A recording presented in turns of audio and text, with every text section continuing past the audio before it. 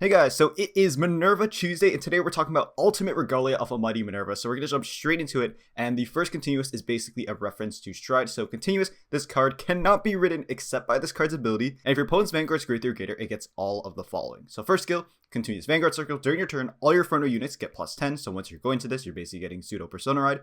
And then Act in Soul costs you bind an Omniscient Regalia Minerva from your Vanguard Circle and put a card from hand into your soul. So this is the OG Great Theory Minerva. So ride this card as stand from your soul. And then if you put a card with Genesis only for its clan into your soul for this cost, and you did not ride during the ride phase this turn, you get continuous Vanguard Circle in red text. All of your front row units get plus 5 for the turn. And then at the end of the turn, you retire this unit, so it goes to drop. You no longer have a Vanguard, and then you ride the card bound for this card as rest, which is the OG Great Theory Minerva. And then finally, the last skill is a reference to the restand board skill, sort of from the original Stride. So auto Vanguard Circle once per turn.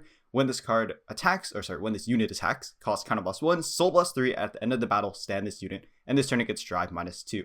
So instantly when I saw Grave for Minerva, I was like, form up Knights. I have a list for that. That is hilarious because you get drive +1. You go 4 drives into -2 drives for 2 drives. You flip OT and a bunch of crits. Your opponent probably just explodes. And every CB in Minerva is essentially a restand because you can reset Chamomile off Angelica or off the Soul Blast cost. Once you reset Van, you reset your front rows, and your front row is getting +10, +5. If you do play Gredius Gradale, it could be +20 to your front row. So technically with Gredius Gradale, if you didn't ride for a turn, you can activate Persona Ride before you use this act. And then you'll have +10, +10, and then because you didn't ride during the ride phase this turn, technically, assuming you went first, and again, you didn't ride from ride deck, then you get also that +5. So you're technically 25 to front row, which is pretty crazy. I do think this is quite an upgrade for Minerva, especially when you look at like Ezel from last week, which was, I know I saw a lot of people were pretty disappointed in that, but I think this is quite the update for the deck. I think the form-up versions is really funny, and if anything, this is just consistency, and the fact that you don't really need to run Forbital, because your ride line in so many cards in Minerva, such as like Thassus, new triple rare that we'll get to later, basically helps set up your soul. You really don't need to play Forbital or anything else that searches this, because it just activates some soul. You don't really need to keep a 0 shield in your hand, which I think is really, really nice. And also, you don't really need to pitch anymore. So like cards like Brediar kind of don't really have good synergy with Minerva anymore. You could technically still play it and maybe play like just a base Great Theory version, but you have Great 4 Minerva now. Like you just have extra drive, and because you don't even really need to pitch, you also don't need to put card with only Genesis into Soul, but like 90% of your deck is basically Genesis only if you're playing Minerva. Honestly, pretty amazing. I think compared to the other stuff we've gotten, it's not like Bav levels, like giant numbers, but when you think about the amount of shield and attacks Minerva can do, it's actually crazy. Alright, so one last thing I want to mention about Almighty Minerva is that because it's an act in soul, you can choose to sequence your Minerva's act first before you use the other act of Almighty Minerva to go into the grade 4. So essentially what you do is you use the act of Van to Soul Blast 1, look at the top of your deck, put it to deck or into soul, and then you'll pay the cost for Almighty Minerva in soul, and then ride it as stand, and then proceeding all the other effects, you'll have power to front row. So I think that's really worthy to note, because just like Regalia, you have the option to use your Van's act before using the act in soul, because it's your main phase, you choose, when you want to activate effects. But something you should always remember to do is to use Minerva Scry, unless you're really that low on soul, and then go into grade 4 Minerva. Just to note, every CC off Angelica and whatnot or other cards you play is an extra attack, and your soul is really, really easy to build up through Redline and other things. So I think this is probably one of the better card reveals we got, and we know that another triple rare slot is taken because Minerva also got a new triple rare, so we'll get to that straight away. Magical of Magical Clarity Bibinay, continuous if you have a Vanguard with only Genesis for its clan. This card is only from Genesis, so this matters for cards like Rare Limb to salvage. And then auto if you have a Great Theory Greater Vanguard with Minerva, its card name, this cost can be played with Energy Boss 3. When it's placed on regular stuff from hand, if you have Vanguard with only Genesis for its clan, cost Counter Boss 1 or Energy Boss 3 in this case, because you're probably using it when you're on a Great Theory Greater Minerva. You draw a card, choose a card from your drop, and put it into soul. So easiest early game draw one if you're not on Minerva. Burning a CB does feel bad, but honestly you could also hold on to this until you're on Great Theory Minerva and just E6, draw 2 if you have 2 of them.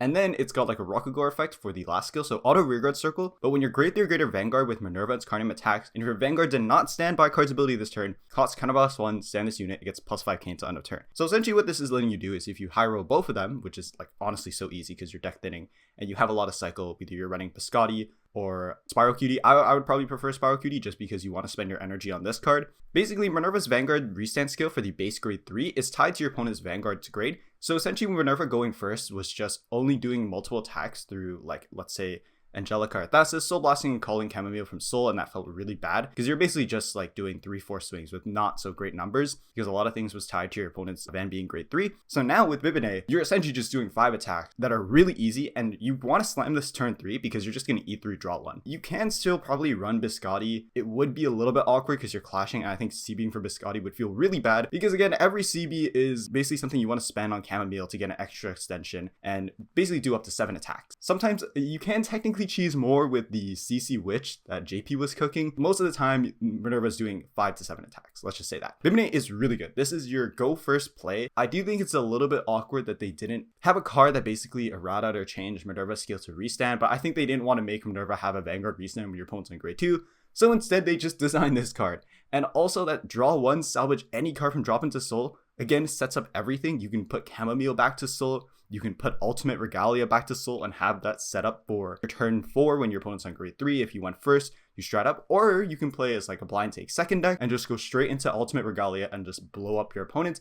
And then you'll be drawing a bunch of cards. I think the only thing awkward about this card is that you want it going first, because on your optimal kill turns, you do want lines where you have, let's say, a Thasus or Angelica to Soul Blast, reset those columns, and then after you swing Van to reset your front row again. So essentially what you'll usually see with Minerva is you'll see like rear, reset that rear because you'll call it a Chamomile, rear, reset rear, call Chamomile, rear. So that's 4 swings, then Van swings, then rear. So that is a lot of attacks. That is essentially, basically the high roll is 8 attacks, but usually you won't have enough CB for that because again, you're sending your CB on other things early, and like who knows, maybe your opponent damage denies you, etc. But yeah, it would be rear, Van restands, and then rear if you have the max amount of CB. Yeah, I think this is definitely the best encounter reveal so far. So last thing I want to cover really quickly is Knowledgeable Eagle. You're probably not playing this, but auto Rigor Circle, then the battle boosted. If you have Vanguard with only 1 clan, you can put this into Soul. And then when this card is Soul Blast by a card's ability, if you have Vanguard with only 1 clan, Soul Charge 1. Thing is, you rather just play Melissa, and Melissa is also recyclable off Bibinay. Kind of no reason to play this card, honestly. So the first list I want to talk about is Almighty Minerva with Form Up O Chosen Knights. All the way from BT set 2 of Overdress, we have Bastion's Order that gives Drive +1 to Van if you have 4 or more grade 3. So cost Counter Blast, Soul Blast 1, perform all effects according to the number of your grade 3 units. 2 or more, choose one of your units, it gets +5 until end of turn, so you can choose Van. 3 or more, you draw 1, and then 4 or more, choose one of your Vanguards, and it gets Drive +1 until end of turn. So I think this list is absolutely hilarious because you can throw in random cards like Decisive Axe, you can throw in Suggest, you can throw in Skylizin, and the last card I want to talk about is the booster that gets +2k if you have 5 or more units. Or sorry, if your opponent's grade 3, it gets +2k. If you have 5 more units, it gets boost. So it's just an easy condition in case, because you're not playing multiple ballistas in this list because you're trying to high roll Form Up. So I think this list is absolutely hilarious. The fact that you can get 4 drives into 2 drives and just high roll your opponent, you flip OT, suddenly all your grade 3s and 2s are now performing drive check. It's just absolutely hilarious. Maybe deck out as a thing, but yeah. It's so easy to get your grade 4 into Soul between Ride Line as well as Bibinay. Like if you see the 1, you can just pitch it. I'll talk about this more when we get to the Minerva list because I think people will mess around with the ratios. I think optimally you do probably want 4 to not whiff, but you can probably get away with 2 or 3 because like between Thasus and a bunch of other skills, you have so much like deck filter and you're bound to find it. And you also have a lot of shuffle as well, so it's not the biggest deal in the world because your ride line will shuffle every time when you ride up. This list is absolutely hilarious. So Suggest is here just to stack deck. You can probably play more. Twin Cast I kind of just threw in here because you're playing Form Up every turn. You could play like Caliburn or something else instead to play turn 3 before you go into Almighty Minerva. But yeah, with this list, you could blind take second, ride into Almighty Minerva, have your grade 3s Form Up and just blow them up. So I did reduce Rarilim in this list as well as Thasus, so you could like mess with those ratios a bit. But yeah, Chamomile's still here because if you have the CB, you're still doing an extra swing. And I think just 4 drives into 2 drives is absolutely hilarious. I think this list will be really fun to mess around with in CFA. Honestly, it's probably not too good because you have so many grade 3s without shield. I mean, Skylizin will get that 15k shield if you do have Minerva in hand. And you could probably also play some of the other like Festival. The reason I cut the Festival grade 3, and I'll put up on screen now, is because it actually has to EB3. So it clashes with the new triple we got, Bibinay. So unfortunately, it is a little bit awkward, but it does work if you do want to try that over Bibinay or cut something else from this list. But yeah, I think this list is absolutely hilarious. Like Drive +1 4 drives into 2 drives is pretty satisfying, and that's not even counting the rear restands and resets you can do. And of course, Angelica's just here at 4 because you need the CC really badly. And basically your other grade 3s, you just want to either fill up boosters on your board, because again, you're not playing Melissa in this list besides the one from your ride line, which you can reset again, that we've talked about again off Bibinay. But yeah, this list is absolutely just bonkers. I can't wait to try out this list, and I hope it just like explodes someone. So the last list I want to cover is just your very stock standard Minerva list. So the first one I want to show is one with 4 Spiral Cutie. And again, we're playing 4 Spiral Cutie over Biscotti just because the new card uses energy. Yes, you can CB for it, but preferably you'd rather spend all your energy on it, kind of similar to like Lithicosaur. So very similarly, you're just running 4 of all your good cards, 4 Thasses, 4 Rarilim, 4 Angelicas because you need the CC, and then 3 extra Melissas, and of course the extra Chamomiles in main deck. So you can always have a board for boosters and a column that you can reset. Of course, Bibinay is here just as 4 because you need your going first play. And then if you went first, you have Gradius Gradale here because if you did not ride for turn, you can play it, Persona Ride, go into grade 4 Minerva, and if you bind it to Genesis, again, you're getting 10, 10, 5, so 25 to your front row. And if you have the CB, your opponent just kind of explodes. It's basically hit OT or die. I think this is kind of like going back to when Minerva was like pretty peak in standard, where like if you weren't limiting their CB and thinking ahead, you basically just exploded to them if you weren't thinking about how much CB you give. And I do think this deck is super explosive. In this list, we have Spiral Cutie at 4 just because you want to keep your hand kind of healthy, and Rarilim will also help that as well, because if you have to burn that extra CB, like Rarilim just kind of refunds itself by salvaging a piece and shoving and building up your soul. And then the other list I have is basically very similar. What I've done here is basically just cut Spiral Cutie and a copy of the Grade 4 Minerva for basically 2 more main deck Persona rides. So you don't get the extra 5, obviously, because you rode for turn. So the play is basically you go first, you have both of the restanders, you go rear, van, restand, rears, assuming you have enough CB, of course. And then afterwards, on your turn 4, you Persona Ride, then use Almighty Minerva when your opponent's on grade 3, and go into it, and you'll have plus 20 from front row, 10 from Persona Ride, and then 10 from these skills. So unfortunately, Gradius Gradale is a little bit better for that because you'll get the extra 5 when you bind that Genesis. Again, assuming you pay that cost.